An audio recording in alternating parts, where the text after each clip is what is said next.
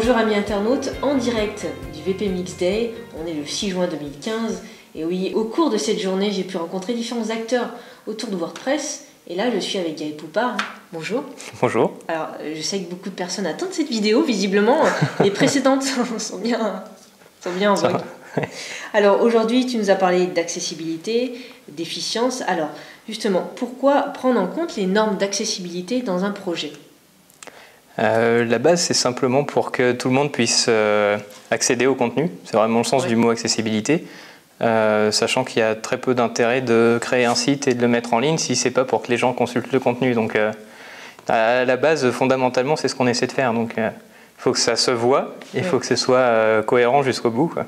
Et pourquoi si peu de personnes, que ce soit des professionnels ou des amateurs, s'y intéressent? C'est dingue quand même. Ouais, à l'échelle globale, je ne sais pas trop, mais en France, ce qui fait très peur, c'est le contexte légal.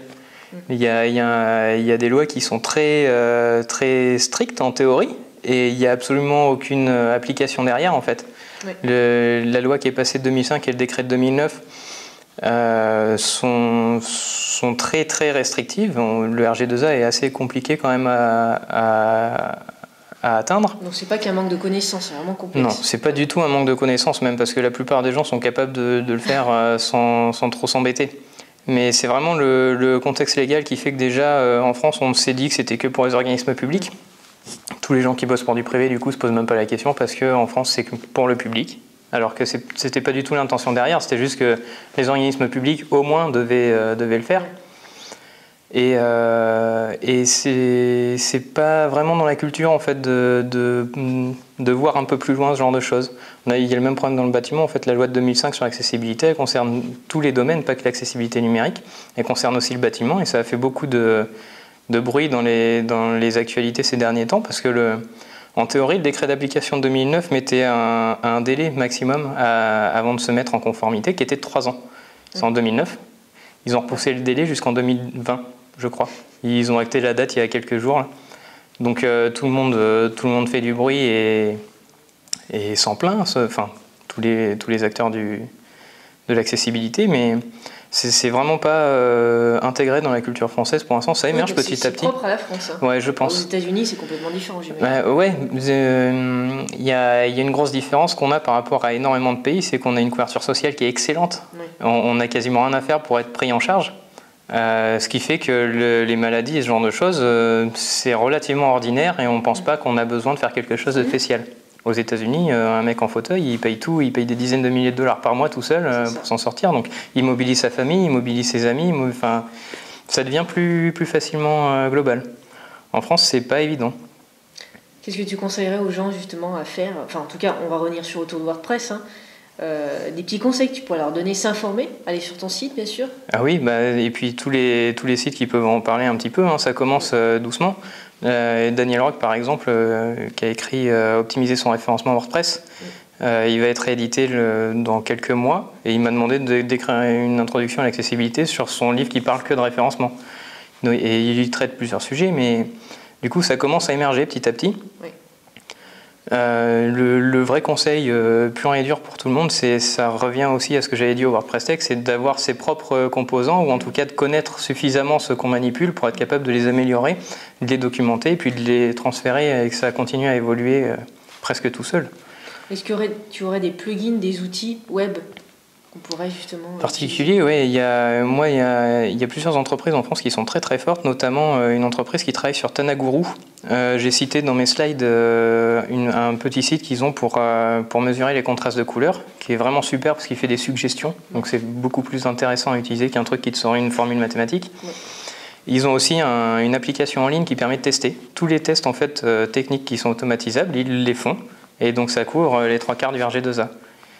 Et c'est des tests, ils ont une version payante aussi qui fait qu'on peut automatiser les tests et faire des campagnes régulières exactement comme on fait en AdWords ou ce genre de choses pour vérifier qu'on ne fait pas d'erreur, qu'on n'a pas de régression et puis que le niveau augmente régulièrement. Bon, on affichera le lien en bas de l'écran. Hein. Ouais. Et en niveau plugin, est-ce qu'il y en a? Sur WordPress, ça émerge petit à petit. En fait, depuis 2 ans, il y a une équipe chez Automatic qui est dédiée à l'accessibilité. Je l'ai mentionné aussi dans les slides, qui est menée par Joe Dolson. Et en fait, à la création de cette équipe, après quelques ajustements sur WordPress, ils ont mis en place un tag pour les plugins et les thèmes qui est Accessibility Ready. Il y a toujours eu des tags pour essayer d'affiner les recherches des thèmes, notamment avec les responsives et ce genre de choses. Et donc il y a un tag maintenant pour l'accessibilité.